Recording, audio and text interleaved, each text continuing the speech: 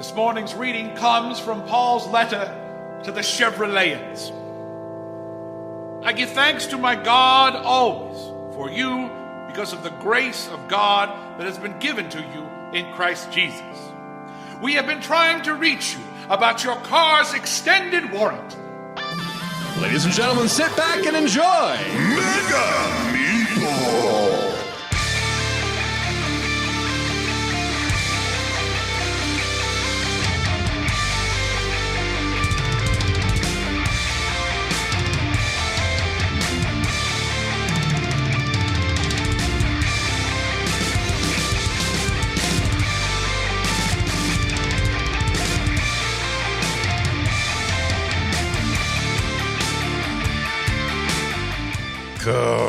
Greetings and welcome to the Mega Meeple.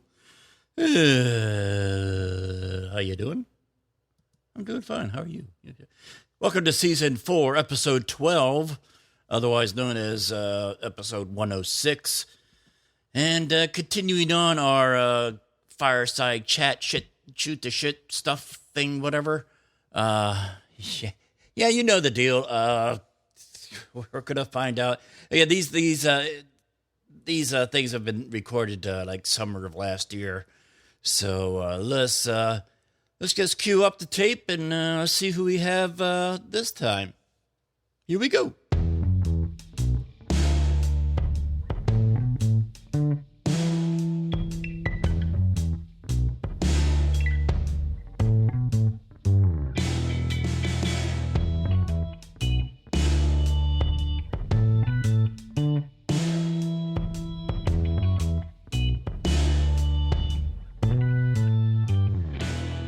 Welcome back to the Mega Meeple. Continuing on our fireside chat series. Who do we have on here? We got One Day West Games, which is also conveniently the name of their band, but without the games. One Day West, right? Okay, that's right. That would be kind of interesting if you go, ladies and gentlemen, One Day West Games. What? Are you ready? You guys to rock? ready to rock? Or Cleveland, good night. You know. we got Rob and Ryan here. So how you guys doing? Yeah, we're doing really good. We're keeping busy through all this between our hobbies, and we are allowed to work. We're landscapers, so we're out there working too. Out there battling the grass and planting trees and beautifying one house, one property at a time. Yep. But, yeah, it's been keeping us busy. It's a good distraction, getting out there and fresh air and hard work. It's good. It's a good distraction for what's going on right now. Okay. Yep.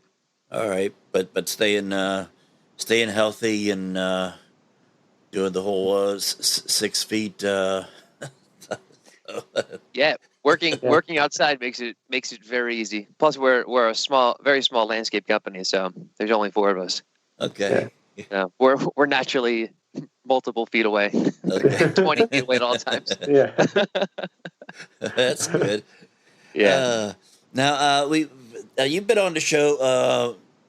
Actually, numerous times. We had you on talking about Monster Highway. And then Sheep Boom Ba.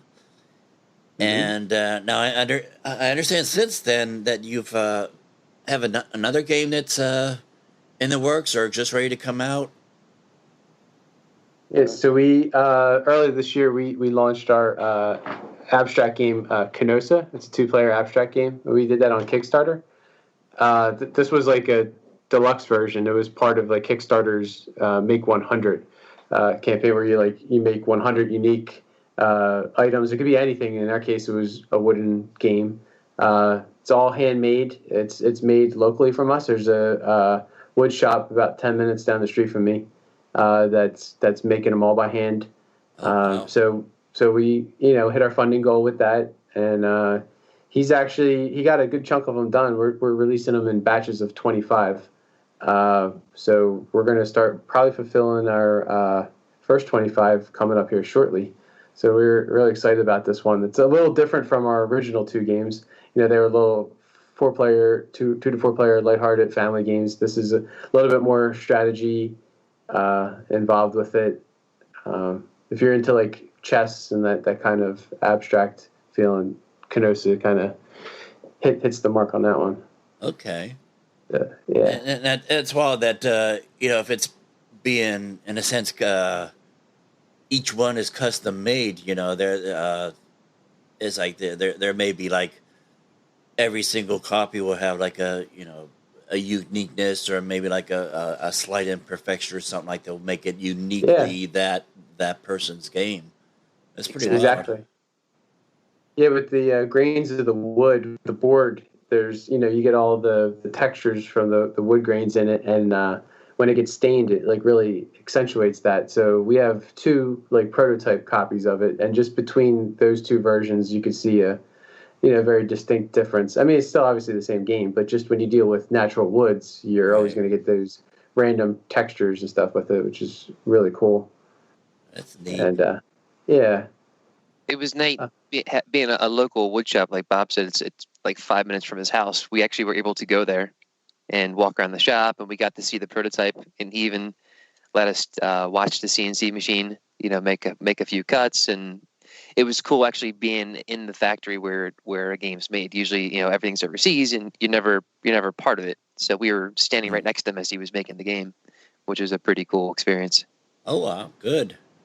And it makes for like going over revisions where you're like, you got our version 1 before Kickstarter. We're like, oh, well, let's tweak this. The pieces got to change a little bit, the way they fit in the box a certain way.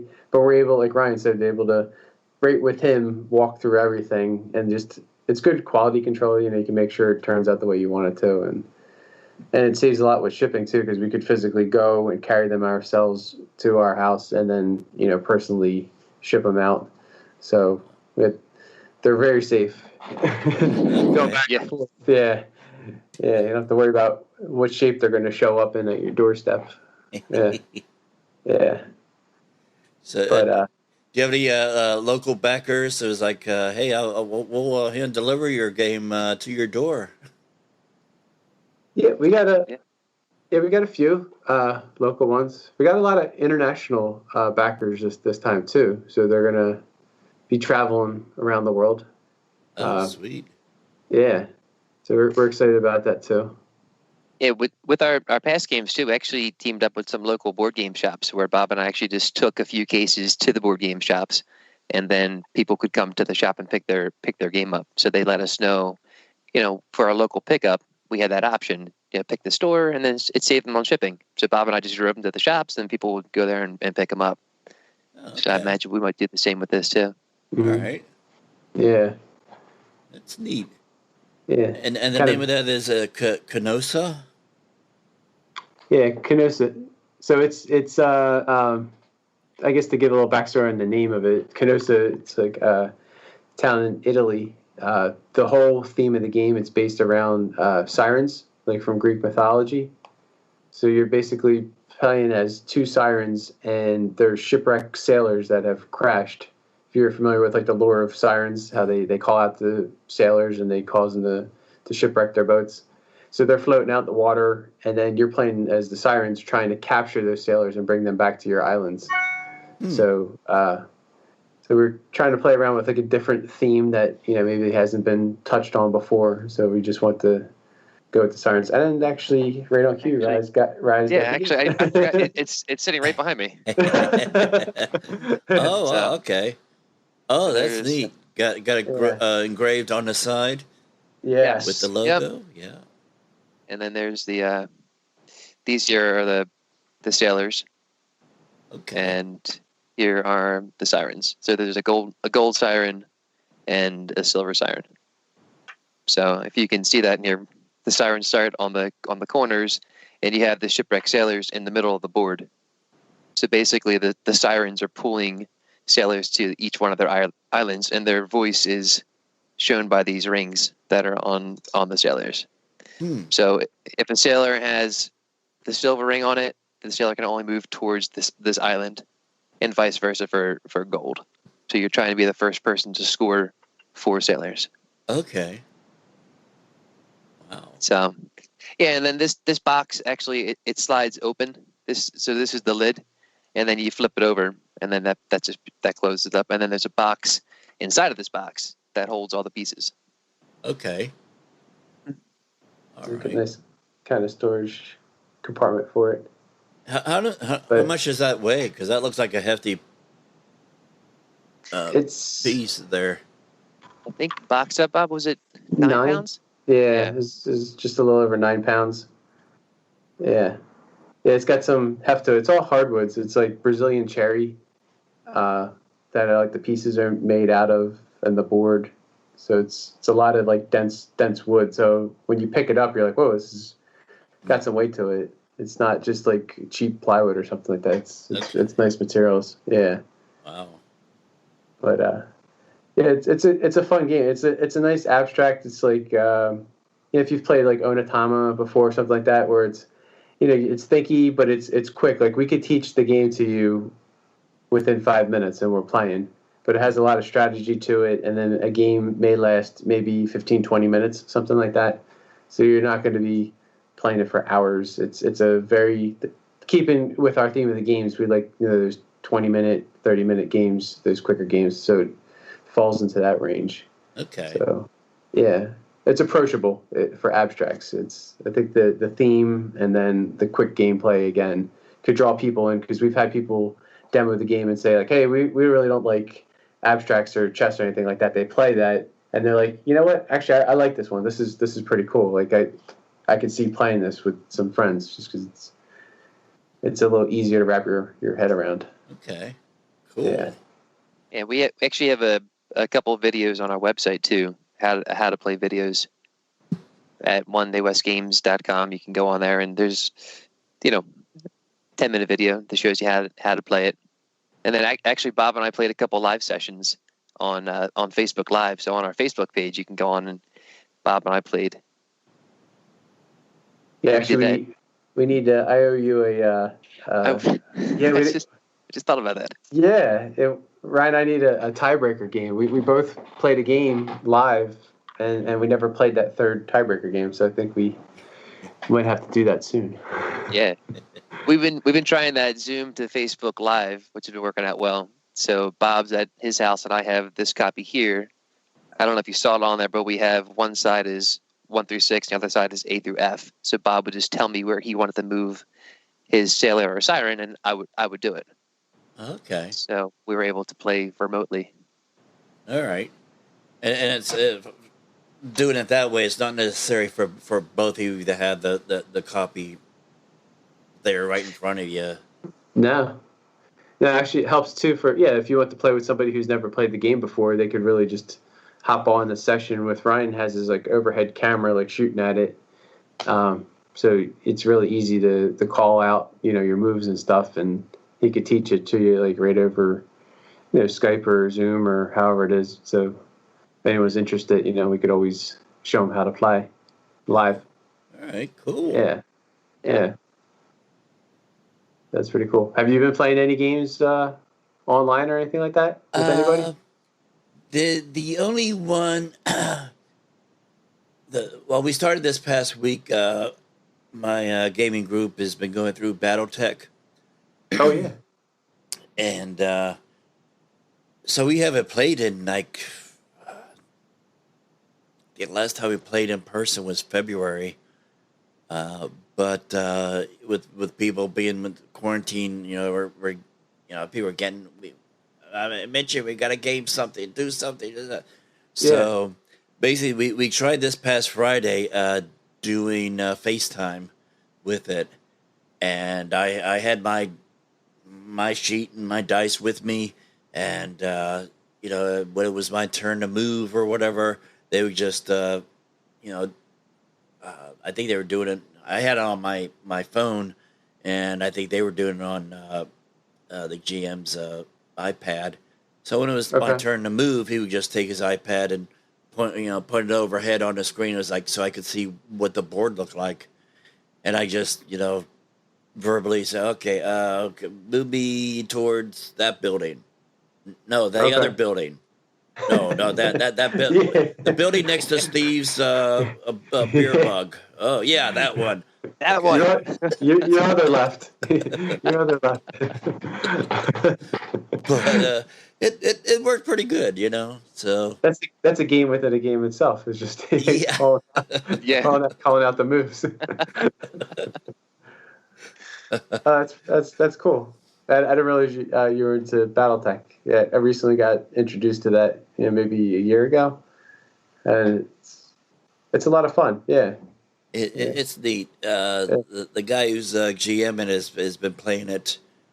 Oh God, I don't even know how long, but he's been playing it long enough that, we could when we roll for, how many. Okay, roll for attack, and then roll for how many of these missiles or whatever hit, and now roll for location.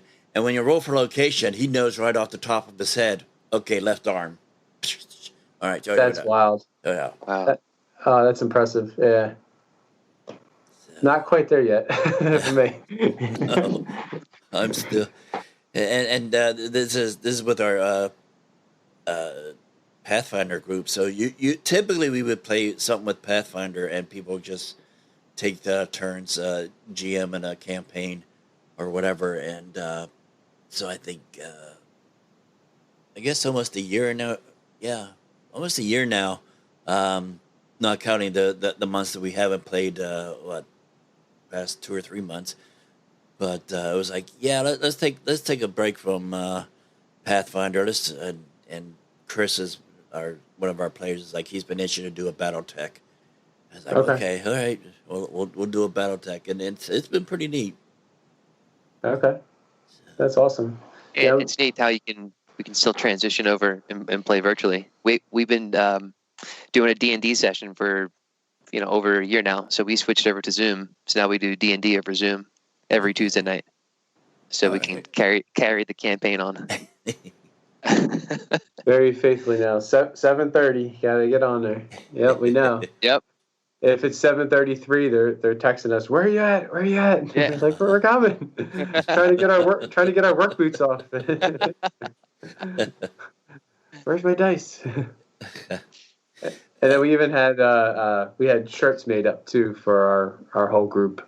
So we're known as the Boop Troop. Okay. Yeah. It's a longer story inside thing, but we came up with a really cool logo and stuff. I'll have to share it to you like on social media or something like that and show you a really cool logo we had designed up with each one of our weapons from one of our characters, and we put a booklet in the back for the DM. So he's even included in it too. So it's pretty neat. Okay. Yeah. That's cool. They're like our little uniforms we wear when we hop online. So we feel like we're all playing together. Yeah. But yeah, it's been fun. It's something, again, we never played, till like Raz said, I guess year and change now that we've been playing. And like I said, I think there's like good board game designers. I think you kind of have to try everything outside maybe your comfort zone. And then turns out we really like it. But I think you'd make a more better rounded designer by doing that kind of stuff. Like playing BattleTech, I've never played that before. So it's like I wanted to try it. So it's like trying to try as much as we can. So, yeah. It's been fun. So talking about online stuff. Now, I see the drums in the background there with the dust cover. Two. Yeah, I got my acoustic set here, and then I got my electric set over here. Okay. Yeah. Well, let me talk to you about that. I was like, how does the acoustic sound? I mean, I guess the tactile wise when you're playing versus the electronic one. So the one I have over here is the Roland TD9.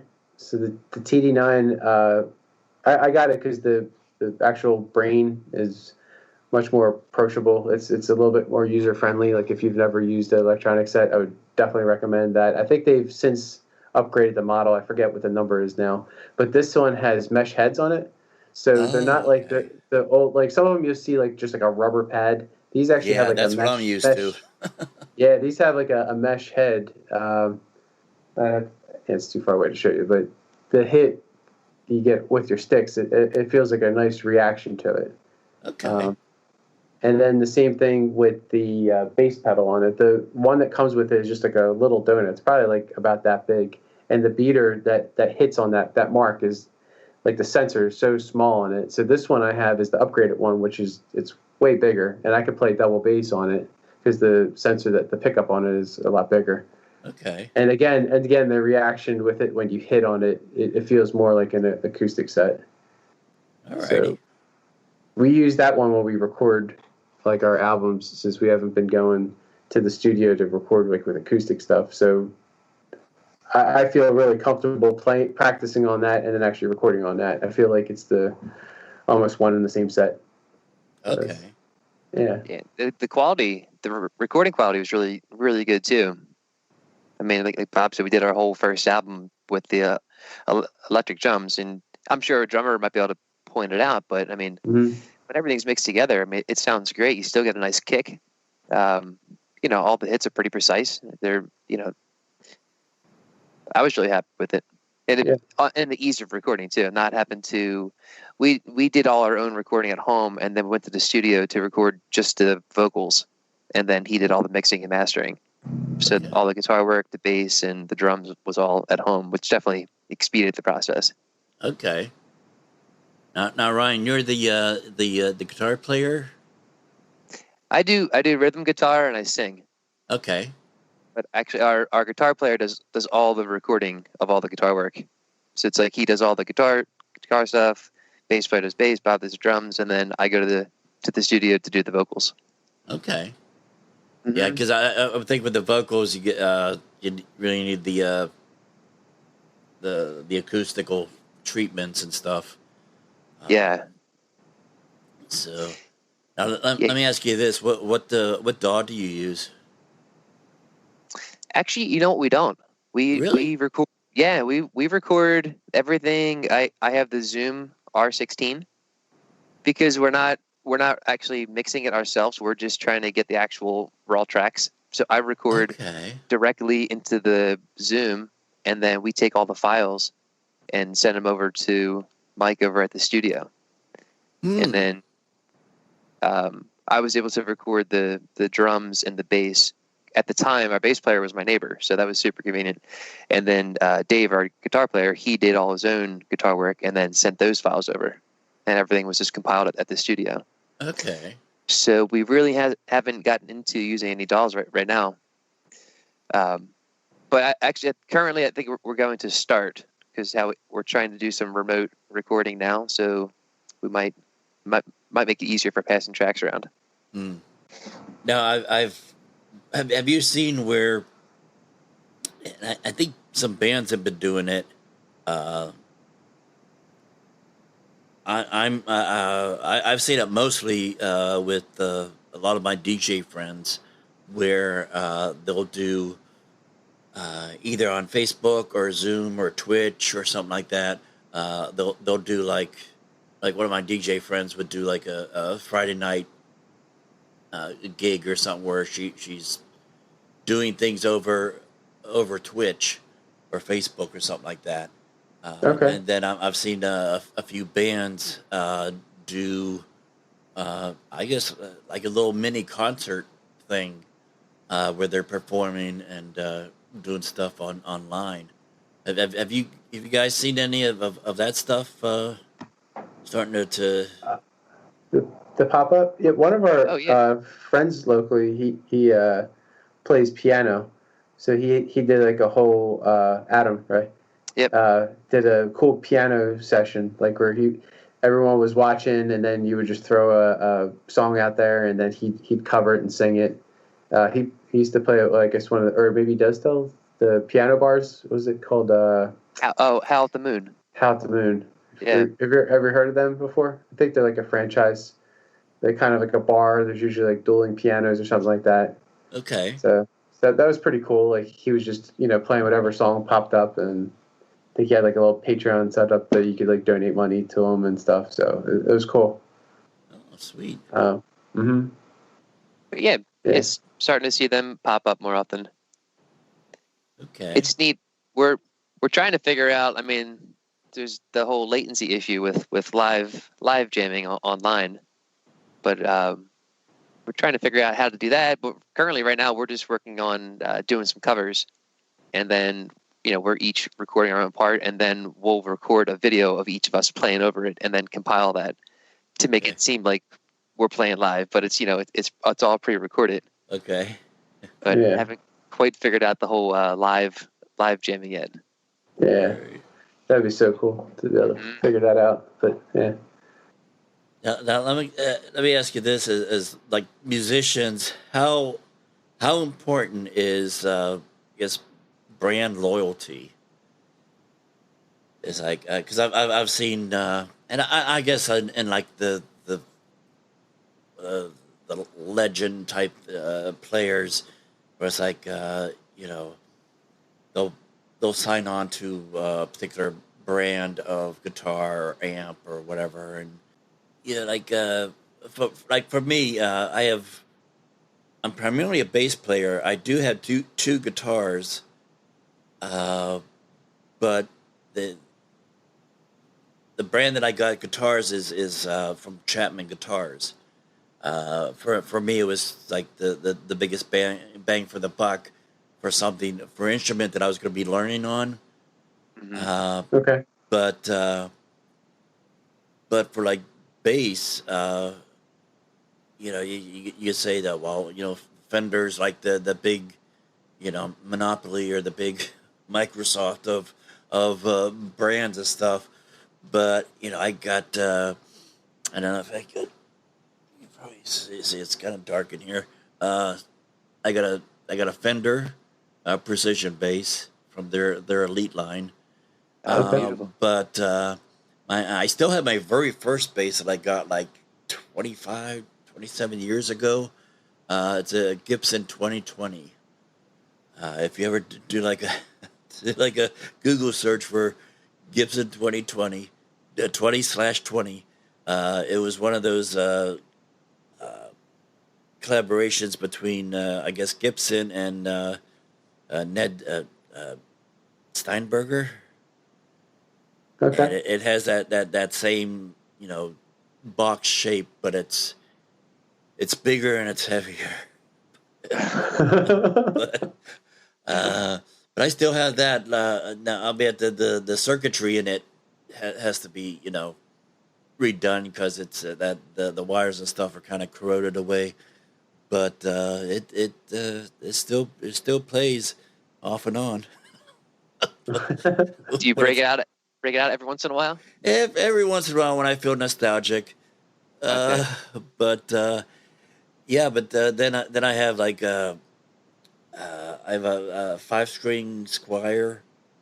I have a Rickenbacker and a Yamaha Billy Sheehan signature. I think it's called like the Limited 3 or something like that. And that one's cool because it's on the headstock. There's a little lever, and you flip that lever, and the E string goes down to a D. Really? So. Oh, that's convenient. Yep. Wow. Okay. And I want to get like a fretless, and I've been eyeing Sire because they make Marcus Miller, the Sire brand, and he makes some. From what I understand from the reviews, he makes some good left-handed, and I mean the right-handed stuff he has stock, but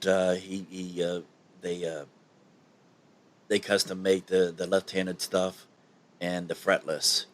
So, Okay. and I'm not left-handed. I mean, I'm with. Well, that's another story. I'm kind of ambidextrous now, but yeah. But I've been eyeing that as far as I getting a fretless, just kind of because. And I got my Kemper here, so I do everything computer recording. That's why I was asking you what DAW you used. So Okay. What do you use? I'm using Personas Studio One. Okay.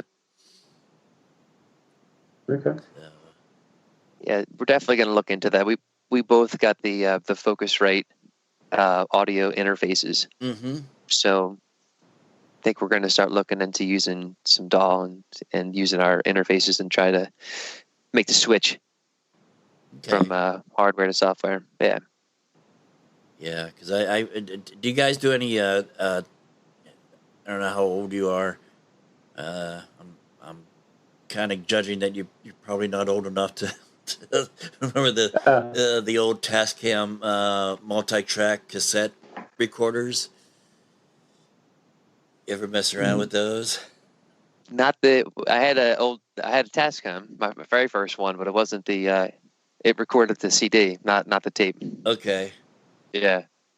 All right. Yeah, that was I had the Tascam Porto 07, and that was Okay. my introduction Okay. to the whole recording stuff. Me and my friend at the time, he was a guitar player, I was bass, and we had like a rolling drum machine, and yeah, so that was our introduction into just messing around with recording. But that was, it was a 4-track. But if you want to get anything more than just 4 stuff, you had to do the bouncing and record, track 1 and 2 on the track 4, and then maybe track 1, 2, and 1, 2 on the track 3, and then you'd have your 2 tracks left over, and it's like but each time you bounced the track, it would just get lower and lower in sound quality. So Yes. Yeah. It's like, yeah, do we really need that extra part there? Yeah. How much do you love that little little extra guitar part? That little lead, yeah. Is that harmony really worth it? So what do we Yeah, get talking about brands? Is like, do you guys have like a favorite brand of your instruments, or something that you've found to be really reliable and just? And I think too has to do with just feel, because I know I had a the neck just didn't feel right to me. So it's like, and that's the hard thing about getting stuff through like Sweetwater or online. It's like, well, yeah, they do have the 45-day return and stuff like that, but you really never know until you actually get that instrument in your hand and see how it feels. So what do you guys feel about that? So I've been playing acoustic guitar a lot more lately. Like I do all my writing on the acoustic. So I decided that I really want to invest in a really nice guitar. So a few years back when we can go to the store, man, that was kind of cool. I went to Sam Ash and played like every single acoustic guitar, out there, and I fell in love with Taylor. So I feel like anytime I touch any other acoustic guitar, it's not a Taylor. It's not the same. I mean, not that I'm a snob about it, but it's just like I feel so much more comfortable when I'm playing my Taylor now. So I just feel like that's pretty much me, pretty loyal in the acoustic world to just sticking with Taylor. Okay. Mm-hmm. Do you much electric guitar, or does your other guitarist do that? He does all the recording. I mean, I play electric too. I play in actually a cover band with Bob and I with our dad, playing a classic rock band, and then my father-in-law, who's also in that band, has his own band that he used to play with. The same guys from back in the 70s that they used to jam with, they're still all together.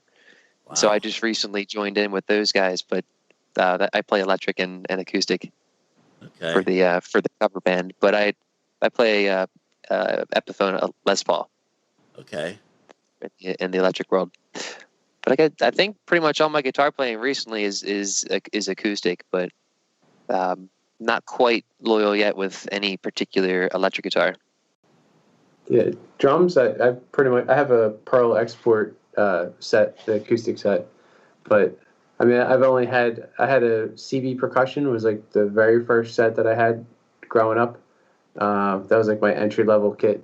But after I graduated school and actually made a job, started working and making real money, then I actually bought this set.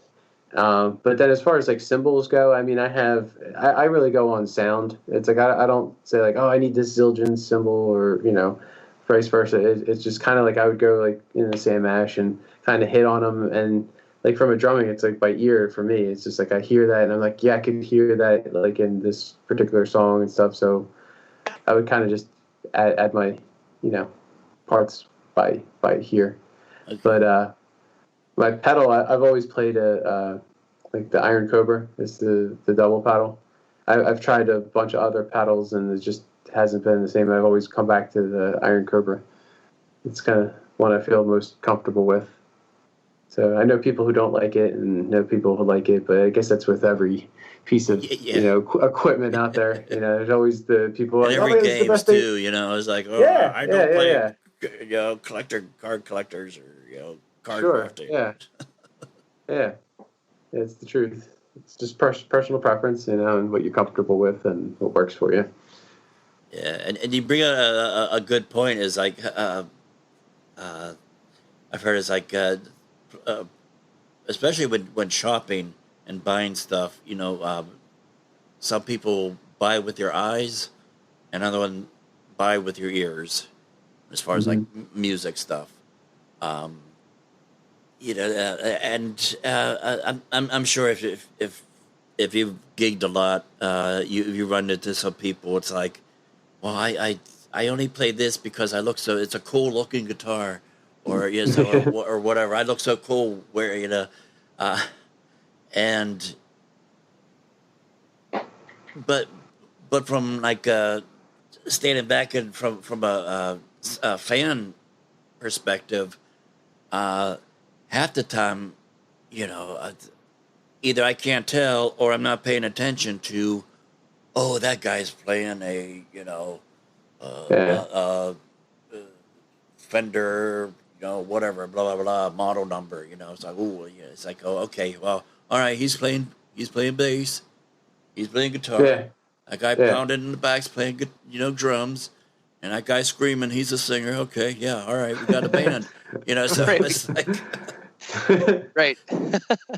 so from a fan's aspect or a crowd aspect, what may be important to the performers is just flying right over the head of the fans.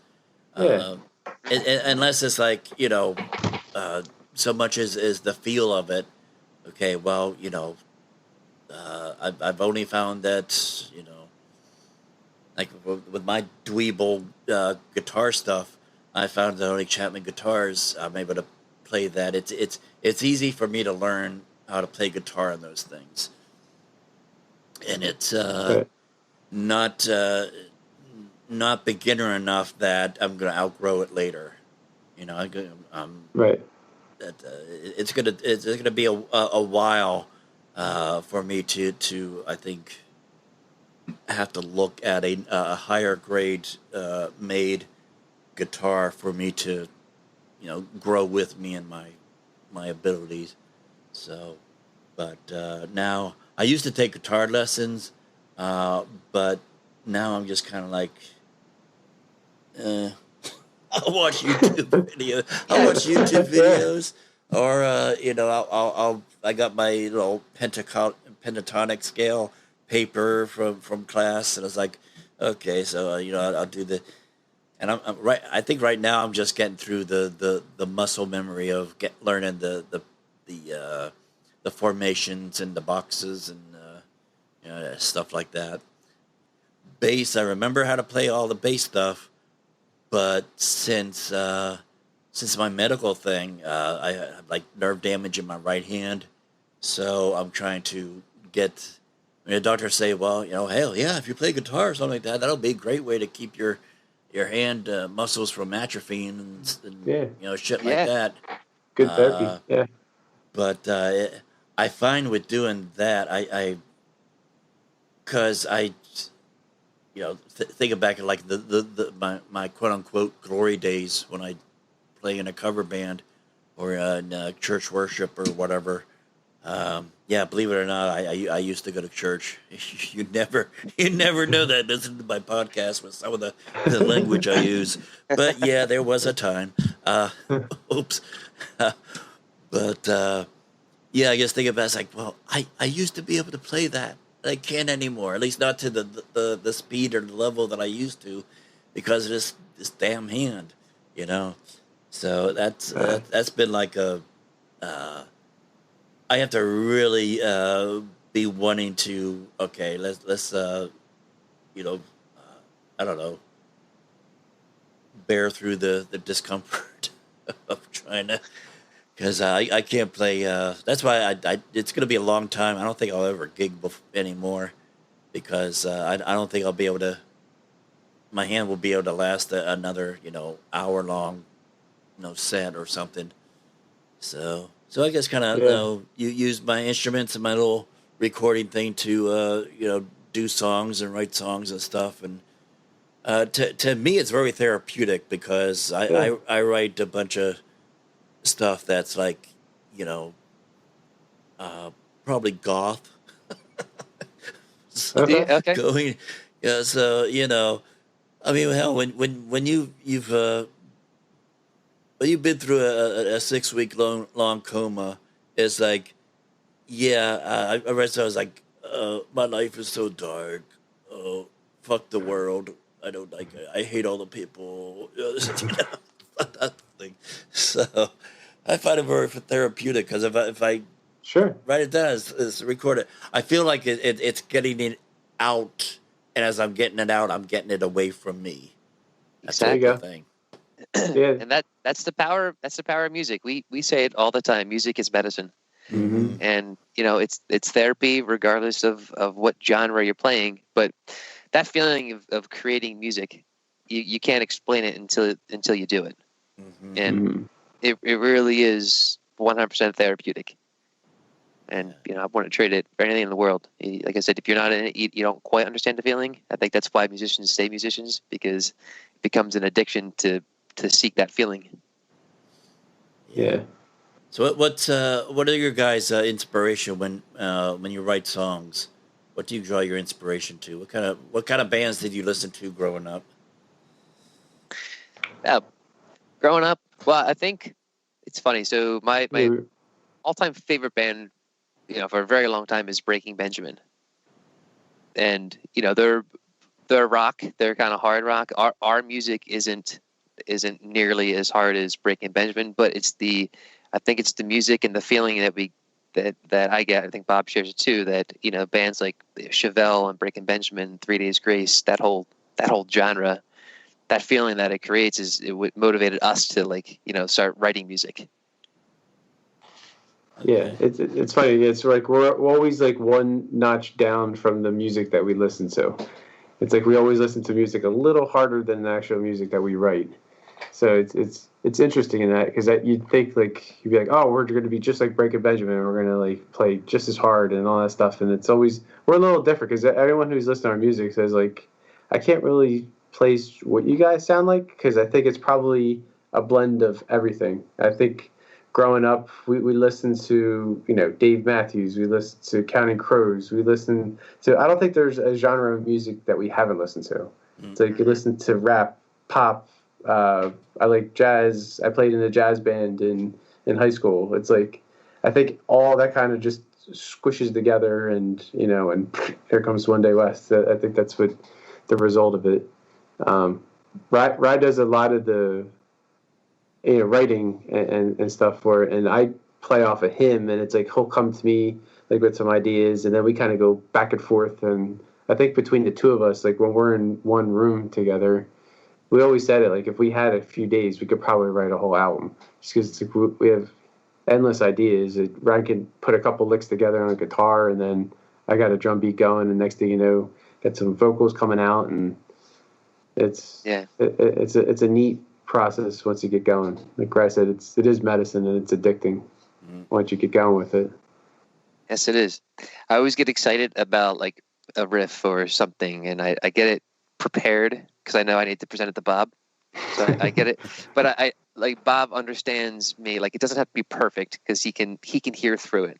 Like he can hear, I know I'm out of key, but he knows what I'm going for a melody.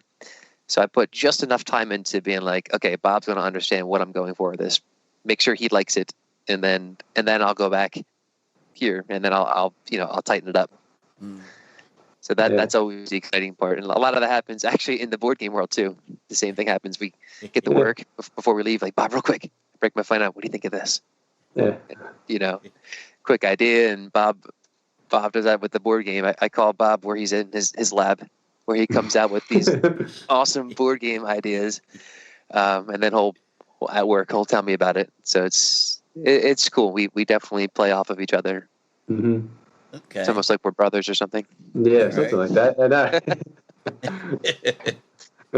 So, how much do you find it? It's like I've heard that. You're right. Or even like I guess with board games too, it's like you write down 10 ideas, and like 8 of them get thrown out, or you write like 10 songs or 10 snippets of an idea, and 7 or 8 get thrown out, or never get recorded, or never get heard. Do you find that to be true? Yes. Yeah. There's sometimes it takes writing like something like trash, like be like this isn't going to work, but it takes writing it because you might take an aspect of that might spark a new idea. So you might have this whole like verse chorus is like at the time you like it, we call it the new car smell.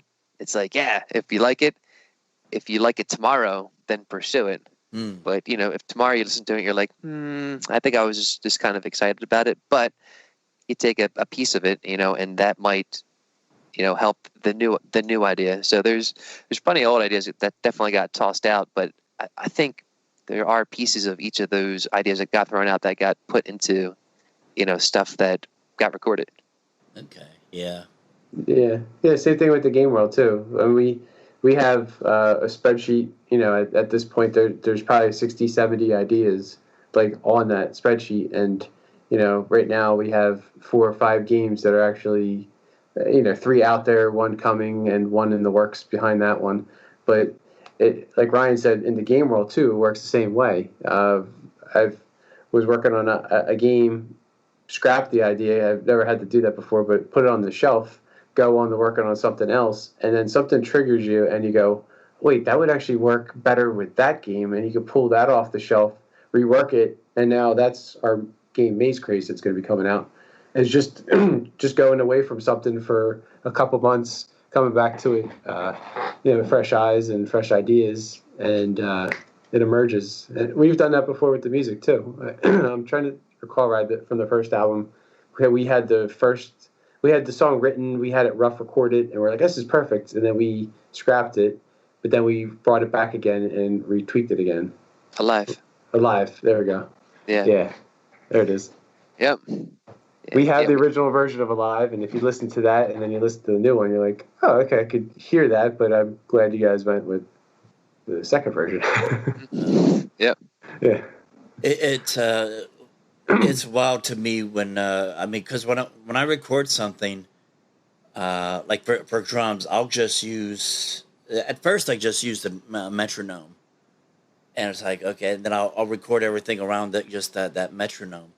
And then when I finally was playing around and figured out, I could use like drum loops in this thing. So it's like, all right, so it's put a little, just basic boom, or whatever, Sure. just so I had that aesthetic, I guess, of the drums to play against. So and then going back after I record all the other stuff, I'll go back. It's like, all right, I know the timing, I know that the downbeats, blah blah blah. Now I'll start messing around with the drums as far as like different syncopations or what have you. Sure. I mean, one of my favorite and God God rest his soul, was Neil Peart, and Oh, Yeah. I think Rush was obviously Rush is one of my favorite, and I think they're the one band that I've seen the most in concert.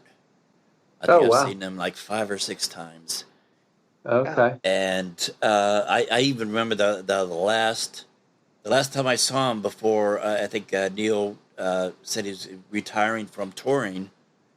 Um, that section in the concert where he calls it the rhythm method, where he has this big long 10 or 15 minute long drum solo. Even with that last tour, you could kind of tell that he was kind of slowing down a bit. He wasn't doing the whole Yeah. stuff with him Okay. from the '80s, but he was still good. Uh, so when they stopped touring, it was like, okay, well, at least maybe they could still do an album, record an album if he could, yeah, he's it doesn't want to tour anymore, but at least he could, lend his lyrics and stuff to, maybe another band or Alex or Getty could do an album together and Neil do the lyrics because some of his lyrics, particularly in the recent years, um, after I got through the phase of the whole psychedelic, stuff, Right. Yeah. Yeah. the 2112 stuff. Yeah. Um, some of his lyrics was just fantastic. And then when that came up on my feed on Facebook, it's like, you gotta be fucking kidding me. Yeah. No. Yeah. It wasn't So, a good day. No. but I have a. when stuff like that happens, it's like I go on like a binge listening. When that happened, I listened to nothing but Rush. David Bowie, when he passed away, I listened to nothing but David Bowie. Sure. God, when Lemmy passed away, God, it's like I looked at my little Rickenbacker. I used to think that those was the god awfulest, ugliest, things I ever saw until I saw that Lemmy plays them. It's like, oh, okay, maybe they're so cool. Yeah, maybe they are kind of cool. No, they are. Yeah. Open your eyes up a little. Yep. So yeah, I listen to nothing but Motorhead at that. So and so I do that as like, okay, I'm sad that they're gone, but hell, I ain't any younger either. These when I listen to these guys, they were in their 20s when I was a teenager, so they're a good 10, 15 years older than me. And then when they pass away, and just the thought of how many songs that they had in their head that we'll never hear. Yeah. It's like, and unless now there is one exception. Who's the guitarist to Rolling Stone? Keith Richards. Oh yeah. That fucker would never die. No. Who would have thought that he would still be alive right now? I swear, after the nuclear apocalypse fallout, there will be only the only life on this planet will be cockroaches and Keith Richards. Yes. I think that would be it. He'll do his little he'll sing all the classics to this raving mosh pit of cockroaches. So. There's the comedian Dennis Leary. He did a whole thing with Keith Richards. Oh, yeah. He's like, Yeah. Keith Richards. I Yeah. can't. There's no drugs left in the world because Keith Richards did them all. Yeah, when he dies, you're gonna cremate him and smoke his ashes Smoke his- for the ultimate high. Yeah. Oh, Dennis Leary. Yes. Yeah. It's true though. Like you said, you do go back when an artist passes away and you listen to him. I mean, Chester from Linkin Park. I mean, we have always been a Linkin Park fan, but I mean, when he passed, I went through and listened to like every single album. But then what's happened, I don't know if you heard now, they're actually, the band that he was in before Linkin Park is called Grey Days. And he actually recorded an album, I think it was like in like the mid 90s. They isolated all his tracks and they re-recorded those songs because before Chester passed, actually it was his idea to bring Grey Days back and re-record those songs. So the band is honoring his wishes, and they did it, and the album's coming out next month. Oh, wow. So yeah, so you can go on out, you can listen to some of the, I think 4 of the songs are released, but it's like brand new songs that, you know, up from the 90s. But Chester sounds just like he does in Linkin Park. So it's like brand new music with Chester. But they brought in, you know, guest guitar players. The guitar player from Breaking Benjamin recorded a track with Grey Days. Who else? Oh, Korn. The bass player and guitar player from Korn did a track. So it's gonna be a really, really neat album to hear, you know, new music from Chester. Yeah. Yeah, I had not heard that. That's pretty wild. Yeah, check it out. The band's called Grey Days. Okay. Yeah, that's cool. Yeah. Another thing that is, like, talking about music, I've often heard that as bands get like really well known or big and stuff, that and I guess their lifestyles get a little bit cushier and softer, that that the material that they put out starts to drop. Because one of the, I mean, I think you can say for musicians and even comedians, when you think of like Robin Williams or John Belushi or stuff like that, some of the most creative minds have some of the most tragic, you know, upbringings or life. Sure. So, yeah. So when like a band is struggling or working hard, that's when their most creative stuff is coming out. And then when life gets all cushy and soft, it's like something kind of steals the drive from that creativity, or that creativity gets numb. But have you guys heard of that? I don't know. I guess you call it a theory or observation. Yeah, I could see that. I was just thinking, like, from like our experience too. It's like, yeah, a lot of what you write in music, and I listen to a lot of different music. You can hear the pure emotions of what they're going through at the time now, or something past, or what they're currently going through, comes out in the music. Yeah, and like you said, maybe when you do level out, you don't have as much to write about. And sometimes we run into that roadblock. I mean, thank God, you know, we had a great upbringing, you know, happy family. We're both happily married. You know, we don't go through any kind of crazy love tragedies, which I think a lot of music's based around. Yeah. That's rough. So yeah, and that's pretty much all rock. So it's like sometimes we find, I think the hardest part is we could get the music down, and then it's like, all right, what is this song really driving towards lyrically? And you know, we have to look towards certain things that influence us, maybe from the outside and not so much internal from our perspective. I mean, some of the stuff is internal, but right? Would you agree with that? It's from the first album, that was a struggle. The new one is definitely all internal, but the first album was it started as a fictional story. That's kind of like some of those songs, because we, you know, it was our first album where we wrote, you know, 8 songs, and we need lyrics, and what are we going to write about? So we actually had an ongoing story that never really kind of panned out, but it wrote songs, and stuff kind of made sense, and we were able to interject some like life stuff in there. But we would play some shows, and we had this one song, you know, One Regret. People would come up after the show, they're like, you guys kind of seem like happy guys. Like, what's up with One Regret? Like, I have but one regret. You know? What's your regret? Yeah. We're like, no. This is like all like a fictional basis. So with this new album we put out, we're like, let's go with, like, you know, like true stuff. You know, like life things that happen to us.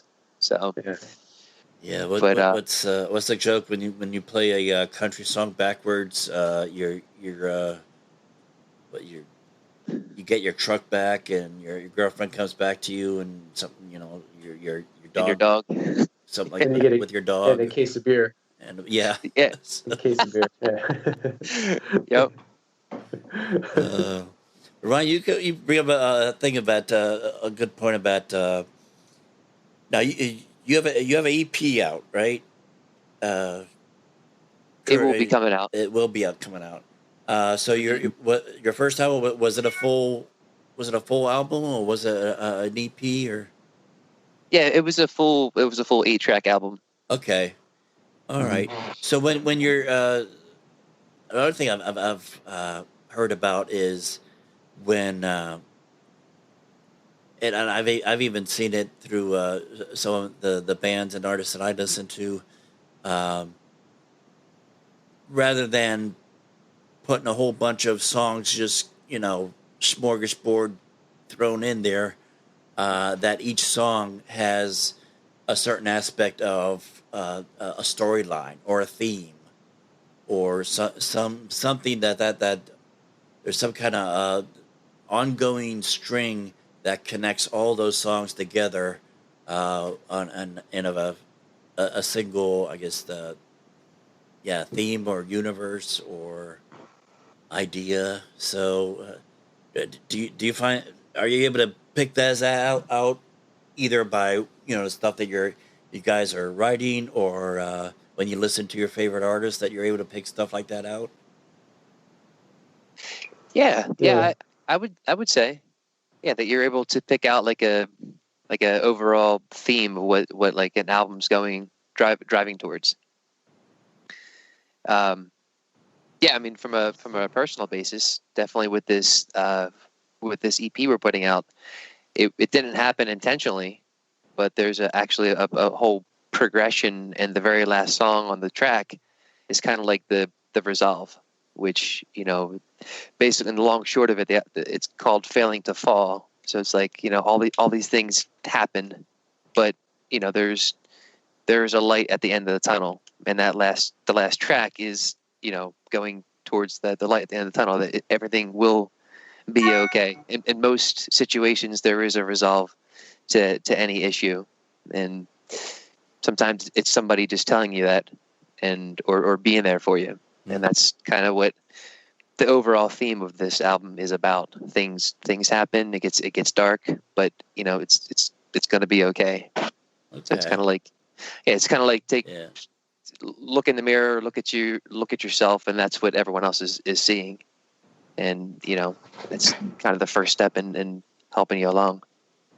And I think that's what worked perfect because, Ryan, it was like a 4-track EP, and it's like we saw that was a pretty much definitive stopping point. Like, I don't think there was going to be a track 5, 6, or 7, or 8.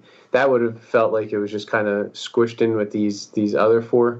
These 4 definitely have to kind of stand alone on their own.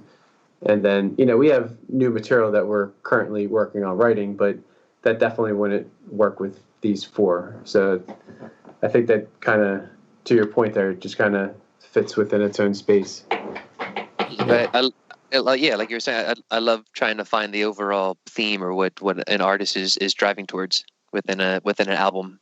Okay. Yeah. One of my favorite artists is Gary Newman.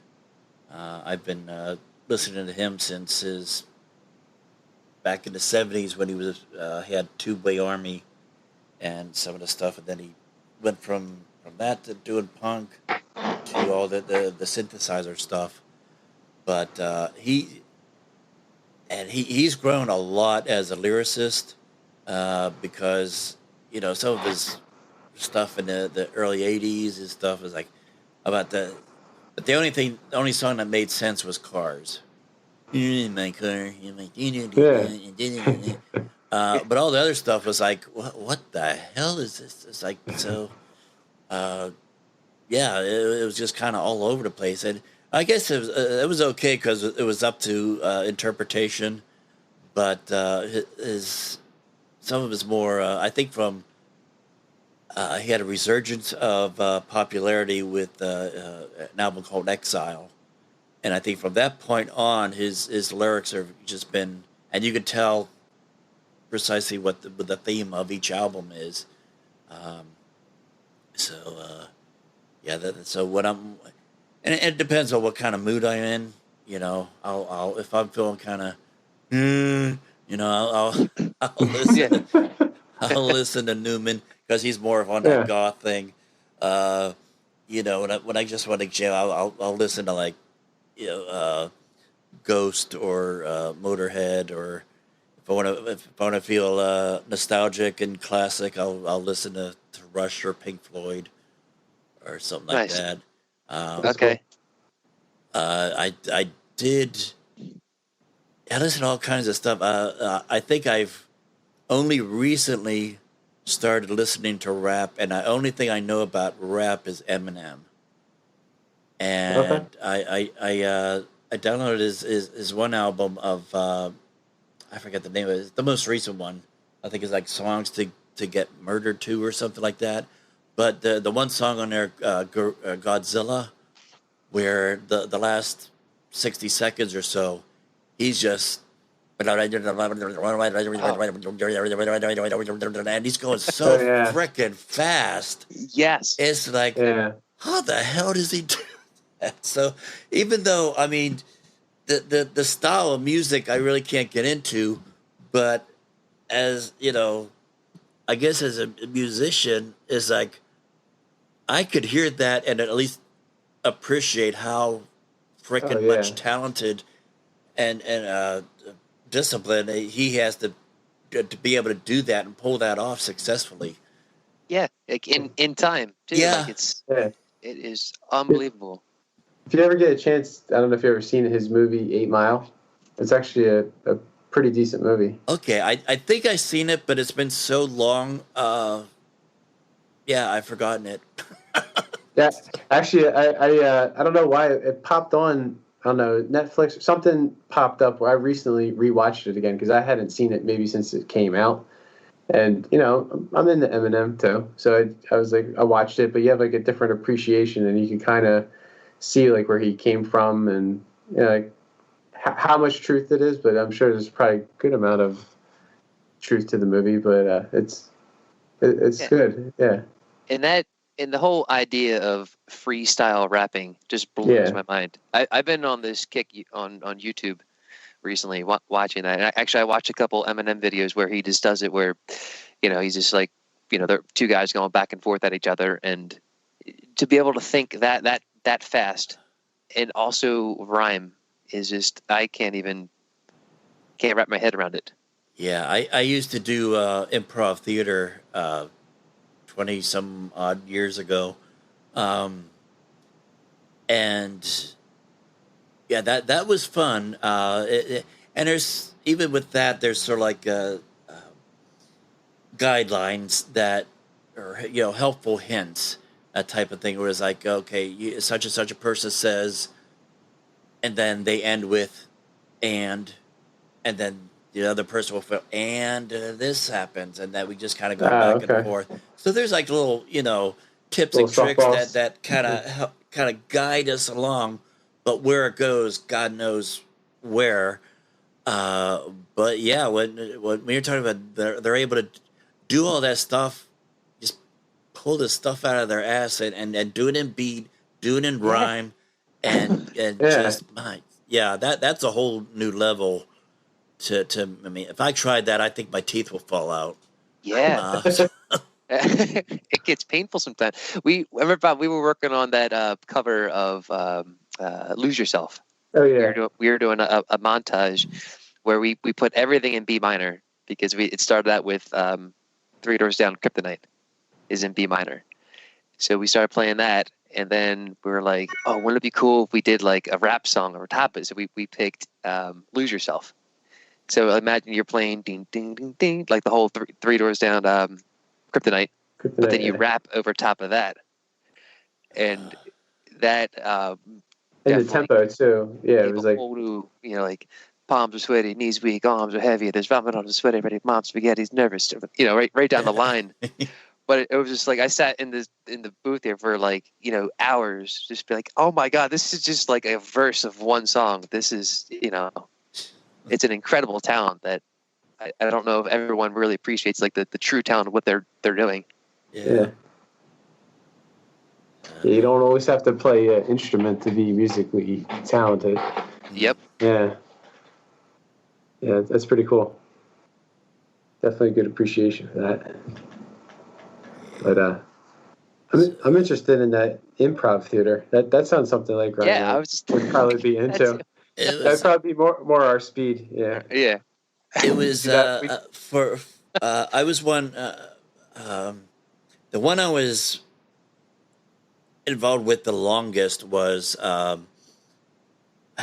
forget the name of them, but it would be like a dinner murder mystery dinner thing, and we did one from one of my favorites was we would do one from the 1930s gangster, Chicago type thing.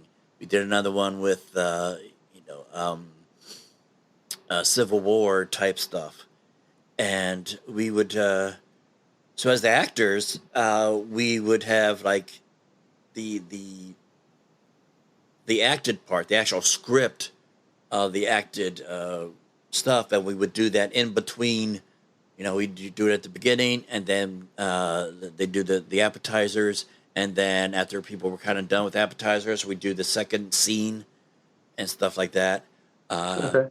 And people that would come to this dinner, and some of them would really get into it. I remember the 1930s Chicago thing. We had a few tables where people dressed up as 1930s gangster stuff, and us as the actors, we didn't cook the food. We would go back into the kitchen, and we would come out and we would serve the tables as our characters. So as people were actually eating their whatever course they were on, we would go from table to table and improv and act with people to and they'd ask us questions and stuff like that, and we just improv with as our characters, and we'll give them like little tidbits of information or clues that wasn't in the scripted acted part scenes. The one thing that we really like to do was just fuck with one another. We would just say, okay, we'd be talking to one of us would be talking to a table. It was like, oh yeah, this here, but if you wanna have some really juicy information, you need to ask Benton what happened with that woman in Paris that he met. Now, that's a complete red herring. It had absolutely nothing to do with the mystery. But the people at the table was like, oh, okay, yeah. And then, of course, the poor son of a bitch playing Benton, they call him over, and it's like, okay, well, Benton, we heard you met a young lady in Paris, but there was an accident. What happened? And the poor guy had to come up with something. Oh, like, you son of a bitch. Yeah. Shoots you a look from across the room. Yeah, I'll get you back. Wait till you get to table 5. Yeah. Got a doozy for you. But that was some of awesome. some of the funnest times that I had, and then just the costumes. I mean, you would rehearse a show, and even without the shows I did that was not improv. As soon as you do it for like rehearse for like 6 weeks or so, and by that time you're just totally bored. It's like I'm reciting my line. I'm waking up in a cold sweat in the middle of the night reciting my lines, and so. But as soon as we do that dress rehearsal, as soon as we got that costume on, it's like there'd be a whole, and then we run through a dress rehearsal, and there'll be stuff coming out of us that never even thought of during regular rehearsal, just because we got that that whole persona, we got the costume, we're looking the part, and we're just in that headspace or whatever, and and we're coming up with all this new kind of ad lib stuff, and some of it would make it into opening night, and the some of it wouldn't. One of and particularly talking about screwing around with each other. It would usually be the final night, the final performance, where somebody would, usually it's the Joker or some wise ass in the cast would do something that they'll move one of the props, or they'll do something on stage that to mess with somebody, and if that guy or girl, whoever the actor is, wasn't able to come up with something on the fly right there, that they'd either break character. So they in order to maintain their character and keep the show flowing, they would have to come up with something to correct that, or compensate for that. So actors are mean. I knew one was like there was a big kissing scene at the end, and then we're all in the back, and he would bring a whole thing of like Cheetos or garlic flavored potato chips or something like that, and the whole we're sitting back behind stage in the green room, and he's like, I'm doing this for you, baby, and they had to do this big, passionate kiss at the end of the play. It's like, you bastard. So shit like that, yeah. Oh. Yeah, That's that sounds cruel. like a blast. That's cool. That's totally something we do. Did it get easier to improv the more you did it? Like to think, was it like kind of like muscle memory to like come up with something? I think if you that actually came more with working with the same group of people. I guess you could do it akin to gaming with the same group of people. It's like, okay, you if you're like doing Dungeons and Dragons or an RPG, you know how far you could go, and still everybody have fun. You know everybody's temperament, their sense of humor, what they're able to what's acceptable to them, that type of thing. Where the line is drawn. Yeah. So that, as far as easier, didn't get easier until you really understood what the other person's temperament and personality and sense of humor was like. And it's like, okay, well, if I feed them this line, they're gonna go off and go in this direction. So that kind of helped lay up your next stuff, as far as like, okay, if you could have pretty much predict how this person's gonna react when you feed them something, it's like most cases than not, he's gonna go with the first thing that pops into his head. And it's like, okay, well, I know how he thinks, so I'll throw this at him. And it's like, and sure enough, and we just start running down the rabbit hole. So we know that all too well. I think Bob and I do improv every day. Then that's the case. Yeah. That's it. It's like a daily rabbit hole with no end. So many of our text threads end with, "This is why we don't get anything done." Yeah.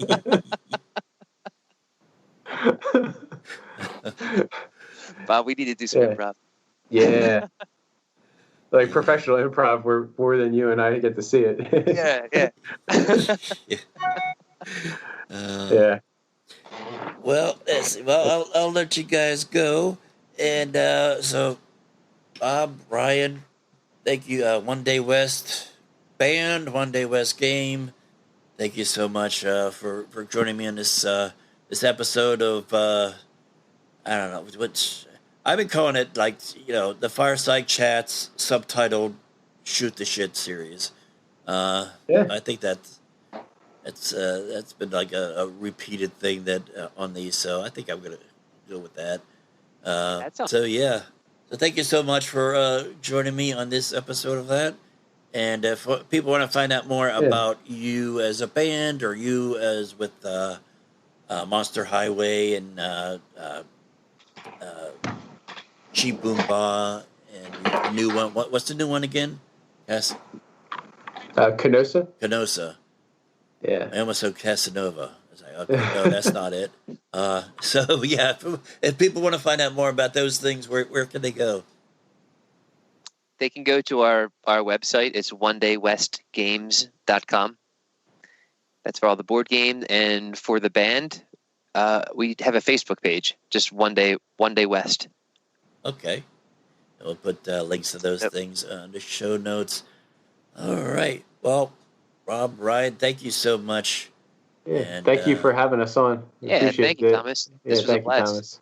It's been fun. Yeah, I knew getting two or three musicians together is like, all right, well, we'll talk a bit about the game, but I want to talk about music too, because Yes. I don't. Yeah, definitely. I don't know many people in board games that are active musicians. So again, this is all kind of self-serving for me too, because I was like, talk to me. I'm our alone of it. Yeah, all good. Whenever you want to talk, just let us know. Yeah. All right.